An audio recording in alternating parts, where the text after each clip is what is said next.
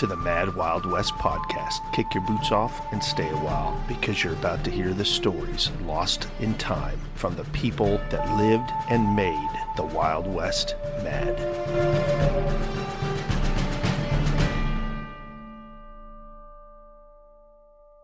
Let's go to the ads of the 1800s. This episode's brought to you by Ivor Johnson Revolvers. Now I gotta explain this to you. It's showing a young girl in her bed with a doll next to her, playing with a real-life pistol in bed all alone. And here's what it reads. They're not toys. They shoot straight and kill. You may need one only once in your lifetime. Buy now so you will have it all the time. Accidental discharge impossible. Papa says this won't hurt us. It's what it says in the caption of the little girl overhead. Then down below, absolutely safe. Send for our firearms encyclopedia. Ivor Johnson's Arms and Cycle Works. Fitchburg, Massachusetts, USA. There you go. That is a true Mad Wild West advertisement right there. Doesn't get any crazier than that, I don't think. But let me see. Let's do another one. Okay, I take that back. This one's a little crazy too. It's showing an old man in a chair that's probably in his 80s with a beer in his hand and a beer bottle next to him on a little table. And then there's a young girl standing in front of him, and she is probably 8 years old. And they both have beers in their hands, and they're cheering each other. And here's what it says. Beneficial to young and old. Cultivate the Rainier beer habit. It brings the glow of health and gives a new lease on life. No medicine can equal it as a tonic. Seattle Brewing. Beer considered a tonic. It's amazing. Anyway, what's considered crazy now and in some areas of the world back then was perfectly normal in the Mad Wild West. Now it's time to check out, see what was going on in the news in the Mad Wild West. This one comes out of the Arizona Miner, September 19th, 1868. Wickenburg, Arizona. On the 14th, both mills were running, but it was feared that a suspension was inevitable for the reason that sufficient teams could not be had to haul rock, the Indians having taken nearly all the animals about the place. 16 head of horses and mules were stolen from Mr. Larson. The mail stock between Wickenburg and La Paz were not stolen. Still, the Indians are very thick all around us. The Pima mail is overdue 5 days. The mail escort from Camp McPherson has been hauled off, and Jerome Larkins is engaged to ride until further orders. William Brown of Hangers Station, who was shot by the Apache Mojaves some days since, is getting on finally. This short headline reads, Company L, 8th Cavalry, arrived home to Fort Whipple in Prescott, Arizona, Monday last, after an absence of several weeks. The company was stationed at Walnut Grove part of the time, and on the scout for Indians. We believe they were called home on account of the great number of Indians that are prowling around this vicinity. While scouting, they succeeded in catching and slaying several Indians and captured some animals. May they do it again soon. Mr. Dickinson came to town early in the week and reports that he has been acting as a guide for the troops under command of Lieutenant Summerby, who have been scouting the country in the neighborhood of the lower settlements of the Agua Fierro for 2 weeks with good success. On Wednesday evening, September 9th, they surprised the Indians on the divide between the Agua Fierro and the Verde, killed 2 and took 4 prisoners. The next day, on the way back to camp at Dickinson's ranch, the command surprised a small party of the Corn Stealers on Ash Creek, about 6 miles from camp, killed 4, took 3 prisoners. The command returned to camp on Friday. On Saturday, Indians were discovered in the rocks near Dickinson's house. The boys made a grand rush at them and succeeded in killing 3. Some 9 of the wretches are good Indians now. Of the prisoners taken, 2 were full-grown squaws and 5 children. One of the squaws stated that they were Apache Mojaves and were on the La Paz Reservation last winter. Also, that all the Apache Mojaves under the old chief Martin are in the mountains near Black Canyon. Lieutenant Summerby has 15 of Company B's boys under his command, and he and they deserve the thanks of the community for the energy displayed in hunting the Indians. The lieutenant intends making a scout towards Black Canyon next week. Mr. Dickinson will go as a guide. He knows the country well and where the Indians are likely to be found. We wish Lieutenant Summerby and command continued success. Another headline coming out of Wickenburg area, Arizona. On Thursday last, a cattle driver, while passing Nipamo Ranch with his cattle, ordered a sheep herder who was pasturing his flock on the ranch to move off the road with his sheep and allow the cattle to pass.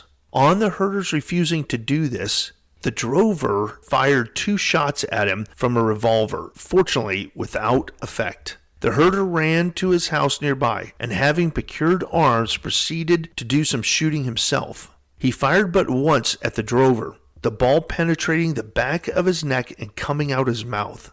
We do not know what has become of the cattleman, as he immediately rode away from where the affray took place. How he escaped instant death is a mystery. Okay, here is a final little news snippet. It's really short, but I wanted to add this in just because it kind of amazed me. The headline reads, Large Onions. Arizona is heavy on producing large, fine onions. At the stores in Prescott, or Prescott as it's called in Arizona, may be seen whole sacks of them, every one of which will weigh 4 pounds. So even the food was mad in the Wild West. Alrighty, you know what time it is. Go ahead and water up your horses and load your 6-shooters, because we are about to take a ride into the mad Wild West main story.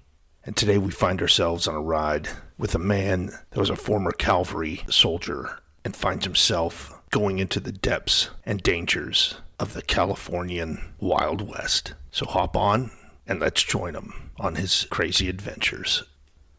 A short time after the treaty with the Pah-Utahs, a man calling himself Delaney and claiming to be a Methodist preacher came to live with Hog Rogers and entered into a partnership with him for the purpose of fencing a farm at the foot of Owens Lake. After being with them some 3 months, Rogers was missing. Teamsters going up and down the road made Rogers' house their stopping place for refreshments, and in answer to their many inquiries concerning his absence, Delaney told them he had gone to the mountains for prospecting.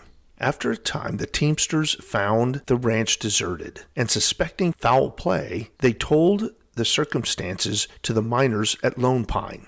A party of 6, including myself, immediately set out for the ranch to investigate the matter, and, on our arrival at the place, found it deserted, as there was no living being there except Roger's faithful dog, his hogs, and poultry. The dog, who was a large and ferocious animal, stood guard over the house, and would not let any of the party enter, and we could not make up our minds to shoot or injure the faithful creature. After trying in vain to coax him so as to let us pass, I secured him with a lasso and tied him to a post. This faithful guardian of the house convinced us that if Rogers had been foully dealt with, it was by no stranger, as the dog was his constant companion. We searched the house and stables, but discovered no clue why to the mystery. But on returning to the house, I saw under the edge of the bed a bloodstain. We then took up 2 of the floor planks and found the dead body of Rogers, who had been shot with a pistol ball through the head.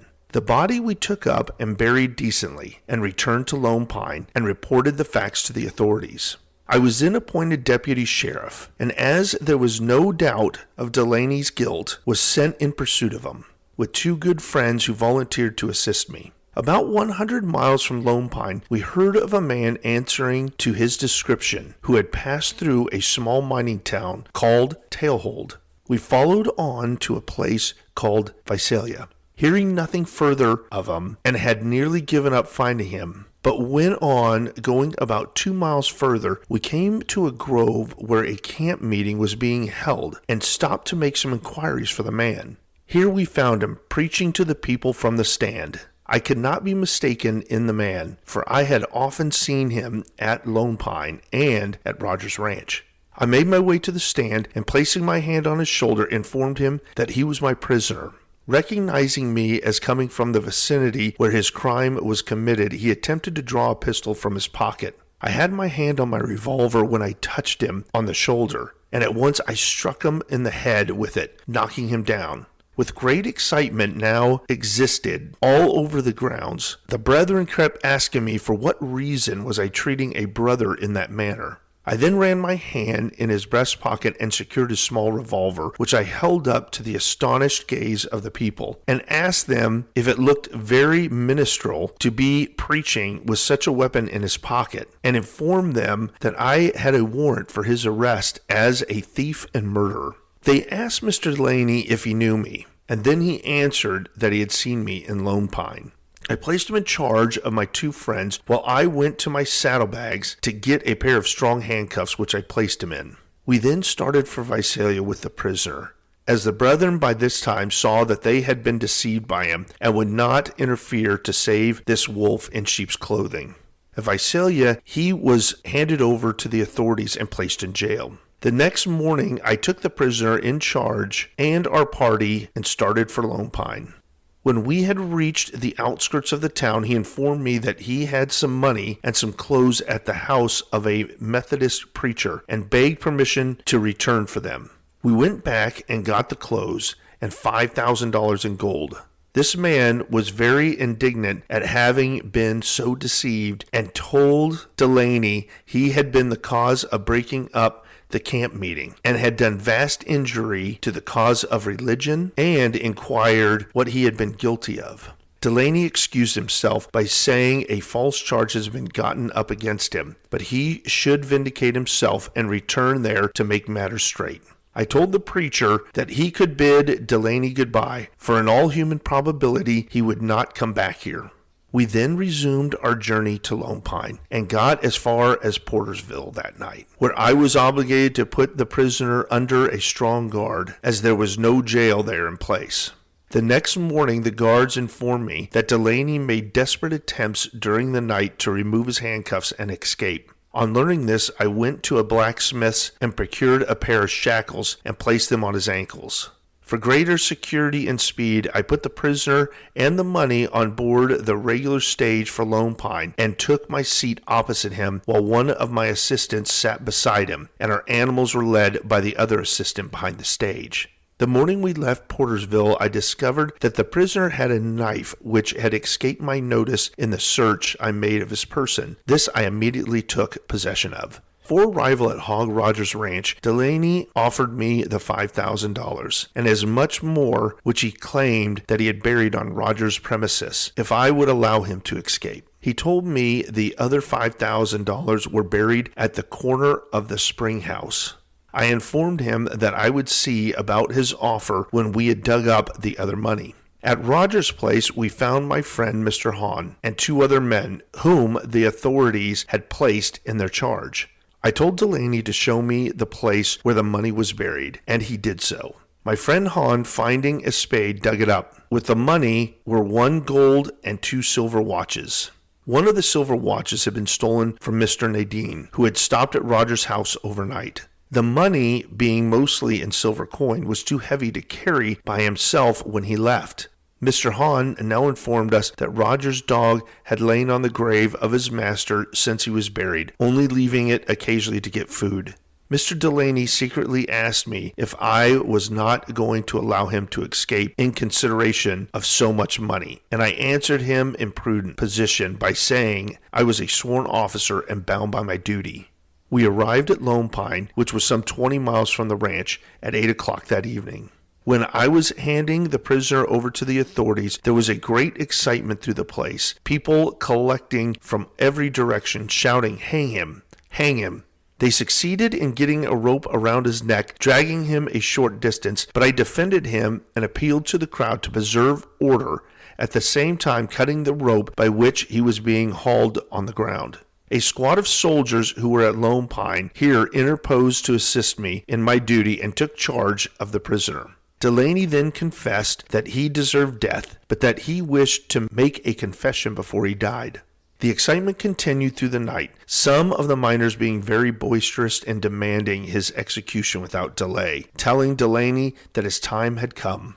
I handed over to the authorities the money, watches, pistol, and knife taken from the prisoner, excepting the gold watch, which I told them I would keep till I found the owner, and also told them that the silver watch found with the money belonged to Mr. Nadine, as his name was on the inside of the case, and Delaney had confessed to me that he had stolen the watch from him. My fees and those of my assistants were paid out of this money.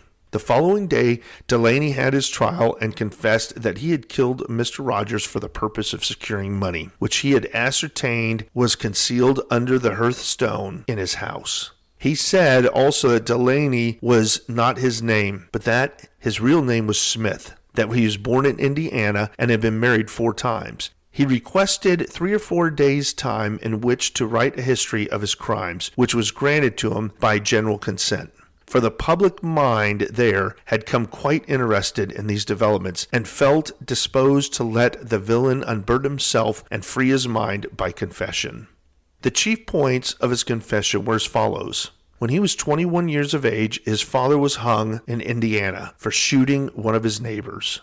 To avoid being attached to him as the son of a murderer, he left home soon after his father's execution and made his way to Springfield, Illinois, where he married a respectable girl by the name of Knox, with whom he lived about 6 months, and getting possession of her property, about $10,000, left her and went to Little Rock, Arkansas, where he lost all the money except $500 in gambling. Here again, he married a respectable girl, and after living with her about 6 months, he obtained some $3,000 from her in cash when he left her and went to New Orleans, and there he married a French Creole girl.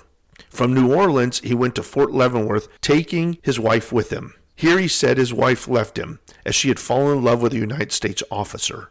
He remained in that vicinity some time with the determination of killing her, but she was so closely guarded he was not able to accomplish his purpose. From Fort Leavenworth, he went to Salt Lake, where he said he married a Mormon girl, and after robbing her of what money she had, he went to California. During the time from his leaving home, he had changed his name 4 times and thought himself unfit to live longer. He confessed that the gold watch I had in my possession belonged to Edward Hatch, a man that he had killed in Virginia City, Nevada, under following circumstances. They were at work together about 4 miles from Virginia City, mining, where he killed Mr. Hatch and buried him in a shaft which they were excavating. He had taken his gold watch and about $4,000 in money which Hatch had in his possession. He wished me to write to Miss Hatch, for the murdered man left a wife and 2 children, and inform her of the fate of her husband, which must have been the cause of much anxiety to her, and also of the fate awaiting his murderer. This I promised to do. After this murder, he made his way to Lone Pine, where he became interested with Hog Rogers in fencing a farm, and his career from that time is known to the reader. When he was taken out to be hung, he requested the privilege of speaking to the persons assembled. He said his career had been a sad one from his youth up. He had commenced with deception and stealing, and now was about to suffer for murder. He acknowledged that his sentence was just and that he deserved death for many of his crimes. He ended his address by urging all present to be warned of his fate. He then bade them all goodbye, and in another moment, the rope being adjusted around his neck, strong hands turned the rude windlass, and after a little struggling, all was over with this hardened criminal. After a while, the body was taken down and buried. Some 4 days after this, I met my friend Mr. Hahn from Rogers Ranch, and he told me that Rogers' poor dog Jack died from grief, and that he had buried him beside his master. Rogers' real name was John, but he had received the name of Hog Rogers for stealing hogs some years before, and he took pride in being called by the name the Teamsters had given him. The authorities at Lone Pine advertised extensively in the United States and Mexico for heirs to Rogers' property, but no one appearing to claim it. The money found by the confession of his murderer and the proceeds of his real estate, which was sold at auction, were used for building schoolhouses in that vicinity. California as well known, was in its early history made a place of refuge by thieves, gamblers, and desperados of all classes. And like Texas in its infancy, it suffered much from the lawlessness of many who went there as speculators and miners. This element of the population rendered necessary those vigilance committees which sprung up in a night all over the state, for in the newly and imperfectly organized government there was too much delay in dispensing justice to this class of rascals. In the course of my California experience, I have seen many villains brought to their deserts by these committees, and have aided in ridding the country of many of them. And for my part in these acts, I have never felt the least regret, as I've always felt sure they were guilty of the crimes of which they were accused, even if all the proceedings at their trial were not in accordance with the custom of the eastern states. One of the worst bands of desperados that ever infested California was led by Joaquin Murrieta and a man called Three-Fingered Jack. The latter of these took special delight in torturing and murdering Chinese men. This Joaquin Murrieta was made the desperado he was by the villainy of some of the characters spoken of at the commencement of this chapter. He was a Mexican who arrived in California in 1851 with his wife and discovered some rich gold diggings in Mariposa County. He had accumulated all the gold he could tie up in a buckskin when 4 American desperados came to his claim and ordered him to leave. He went to his cabin for his effects and was followed by the Americans. They took the gold which they found in the possession of his wife and then insulted her, at which Murrieta became enraged and drew his pistol to defend his wife, for they had commenced to abuse her shamefully. He was then seized by 3 of the ruffians, taken from his house and tied to a tree where they flogged him. He begged of them to kill him, but not to torture him and abuse his wife in that manner. After the whipping, they released him and warned him to leave the country by a certain date or they would kill him. He left the mine and went to a mining place about 5 miles distance, where several Mexicans, some of them his friends, were at work and related to them the stories of his wrongs, at which they were very indignant. With his friends, he returned immediately to his old camp and killed 3 of the fiends who had so abused him and his wife. Had he been satisfied with thus taking speedy vengeance on those who had caused him his misery, no one could have said a word in his condemnation. But at that time there was a strong feeling of hostility existing between Americans and Mexican miners, and he swore vengeance on all Americans on account of the deeds of these outcasts. That same night he left Mariposa with his wife and started for St. Joseph, some of his Mexican friends accompanying him. At St. Joseph, he became acquainted with Three-Fingered Jack, and they formed a business connection as desperados and robbers. They, with several Mexicans, then returned to Mariposa County, where he killed the remaining American who was concerned in robbing him. Murrieta then persuaded an Indian of a local tribe who was an accomplished cutthroat to join the party, and they succeeded in a short time in killing and robbing a number of Americans. The gang soon numbered some 25 or 30 men, and their custom was to kill and rob all Americans they met on the road. But on meeting a Mexican, they would furnish him with horses or money if he was destitute. At one time, they robbed Wells Fargo and Company Express on its way from the camp of Sonora and captured about $60,000 in gold dust. This happened in Calaveras County. In the stage were 4 passengers and the driver, who were all killed with the exception of one girl. She was brutally outraged by Murrieta and left to her fate. The stage horses were taken by the party. The girl was soon discovered by some teamsters who were passing and taken to Calaveras, where she had a brother residing by the name of John Morgan. When she informed her brother of her sad condition, he offered a reward of $1,000 to anyone who would show him Murrieta, the perpetrator of the villainy. Murrieta, hearing of the reward, went to Calaveras one night and going to Morgan's house with his pistol in hand, told him that he understood that he had offered a reward to anyone who would show him Murrieta. Mr. Morgan said he had made such an offer when Murrieta presented a pistol to his head and told him he was the man and had come to claim the reward. Morgan handed him the $1,000 and asked him if he had any further demand to make. Marietta said no, he only wanted the reward, but that if Morgan said anything in regard to the matter, he would burn the town before morning. Marietta was disguised by heavy false whiskers, which he had a number of different disguises which he had changed as he went into different places. Before daylight that morning, he visited a gambling house which was in operation in the town, where the game of Monte was going on, and learning that there was some $20,000 in the concern, he bet for some time against the game, losing considerable money. None of the gamblers recognized him in his disguise. When he rose to leave, they urged him to stay, as he appeared to be a good customer. He said he would return shortly with more money, and if he had luck, he would break the bank. He soon returned with his party, and walking up to the man who was dealing the game, said to him, "Now your bank is broke," and shot him dead. Two men sitting near the dealer shot Marietta in the breast, but as he wore a chain armor under his clothing, the balls had no effect. 3 of the gamblers were killed, and 3 others made their escape. Marietta and his party took all the money they could find and left the place in a hurry. Those citizens who were up early in the morning saw a party of horsemen fleeing from the town in all haste, but were not aware that it was the gang of Marietta until Morgan appeared and told how the bandit leader had coolly abstracted $1,000 from him during the night. This, in addition to his sister's disgrace, now made him desperate. The next heard of Marietta was about 75 miles from Calaveras, where he and his party entered a Chinese camp and, surprising them in the night, robbed the poor astonished Chinese of all their gold dust and valuables, while Three-Fingered Jack amused himself by killing and mutilating a number of them.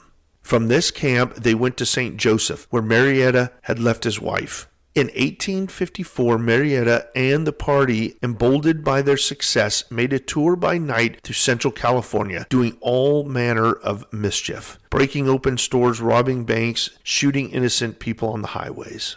The United States officers in California sent word or published a notice to Marietta that if he would deliver himself up to them, his life would be spared, as though he had some reason for doing what he had done. He replied to them that he would never surrender as long as life was left in him, that he thought the Americans had treated him like a dog, but that he did not care as for the treatment they had shown his wife, that it was his determination to kill as many Americans and commit as many deprivations as possible. He claimed that he had been an honest man up to that time of the abuse heaped on himself and his wife by 4 Americans.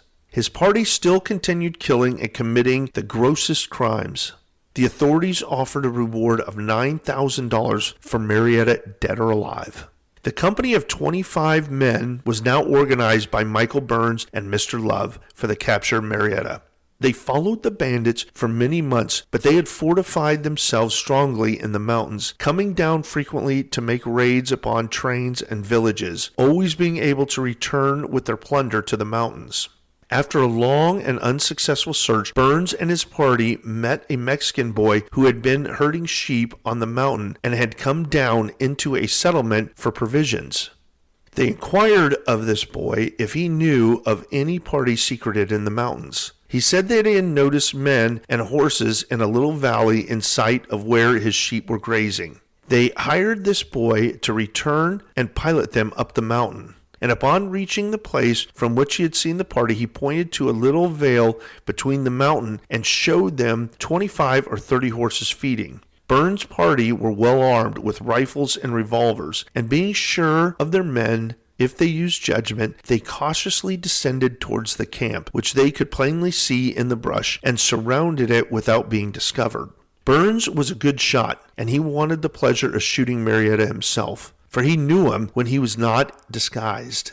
Circumstances favored the attacking party. The band had just returned from a successful raid and were all seated about the table, celebrating their good fortune.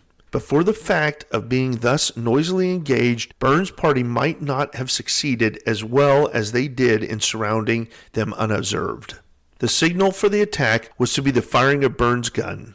He gave the signal by taking good aim at Marietta's head, putting a ball near his left eye, which killed him instantly. The remainder of his party, which was composed of 12 men, were also killed with the exception of Three-Fingered Jack, who jumped on a horse and attempted to escape, but being closely pursued was overtaken. He turned on the men in pursuit, firing several shots at them from his revolvers, wounding one man in the side. They then called on him to surrender. His reply was that he preferred to be shot rather than hung, and he would not surrender. He was shot and fell dead from his horse. They cut off his hand, which had 3 fingers on it, as evidence of his death, and taking it with them, returned to where Marietta was killed, and cutting off his head, took it with the hand of Three-Fingered Jack to San Francisco. Their arrival in the city created great excitement, and many doubts were expressed as to it being the head of Marietta. Finally, to satisfy all doubts and enable the captors to claim the reward, the wife of the bandit chief was sent for. She was stopping with friends at a place called Johnsontown, and on her arrival, she said if it was the head of her husband, they would find a scar on his left cheek. An examination showed the scar as she described it. When the head was shown her, she pronounced it was her husband's. The reward was then paid over to Burns and his party. The head of Marietta and the hand of Three-Fingered Jack were preserved and are still in San Francisco. A number of Marietta's band were not with them at the time of the attack of Burns, but were in the mountains scattered in small bands with a large number of horses and mules. When their chief was killed, they attempted to make their escape to Mexico as stock drivers, but were overtaken in Los Angeles County and nearly 400 head of horses and mules taken from them. In this encounter, 11 of the gang were captured and hung, but several made their escape. Among those who were hung was a man called Bloody Bill, but whose right name was Jack Downing. He was a hardened wretch and had no such show of reason for his conduct as Marietta had. Before being hung, he was asked what he had to say, when he had replied that he had killed a dozen better men than any of his hangmen, and that he intended, if he had not been caught, to kill a dozen more. His captors waited to hear no more of his brutal speech, but hung him instantly. Word was sent to Fort Yuma on the Colorado River of the escape of some of this part of the gang, and the officers cautioned to be on the watch for them. It was soon found that 2 of them were drowned in an attempt to cross the Colorado, but the rest succeeded in reaching the state of Sonora. The governor of the state had received a dispatch from the United States officers stating that such a party were in his territory, and by a little strategy they were captured and hung with one exception. Among them were 2 leaders called Flores and Curlyhead. These 2 men confessed where they stole most of the horses and mules and stated that they were obliged to flee from the mountains in California with their animals. They left such a haste that they could not dig up about $30,000 in gold, which they had buried in different places. Curlyhead was therefore spared a while, for he had promised to accompany the party, show them where the money was, if the authorities would save him from the gallows. To this the governor agreed, and a company of 15 mounted men of the governor's guards started with this desperado, having orders to keep a sharp lookout for him, and reached the mountains, secured the gold, and returned it safely, delivering it to the governor of Sonora, who deposited it in the treasury for safekeeping until some proper claimants should appear. During the absence of this party to the mountains, the governor received information that this band of robbers had stolen from his sister-in-law in California over 100 brood mares, mules, which so enraged him that when they returned with the gold, he told this curly-head scoundrel that he should be saved from the gallows as agreed, but should be shot immediately, for he was too dangerous a man to be turned loose to organize another band as formidable as the previous one. He was therefore taken out and shot before he had time to rest himself from his long and weary ride. The governor informed the authorities in California of the recovery of the large amount of gold which had been stolen by Marietta's party, and that by any person who brought sufficient proofs of ownership should have their part of it. One Californian brought proofs that he was a sufferer to the amount of several $1,000s, which the governor paid him. But a large part of the money was never claimed, for the reasons that the owners were murdered as well as robbed. The governors of Sonora and California entered into a mutual agreement and published an order that until further notice, no man should be allowed to pass from one state to the other without written permission duly signed by the proper officers. This was considered absolutely necessary to facilitate the arrest of roving murderers and highway robbers, of which the country was then full of. After this order was put in operation, murderers and robbers became less frequent, for those who were caught and found guilty either by a vigilance committee or a justice of the peace were immediately hung. What a great story of mad Wild West justice. I hope you enjoyed this week's episode and the crazy stories. And until the next episode, keep your horses tied up. Thanks for listening.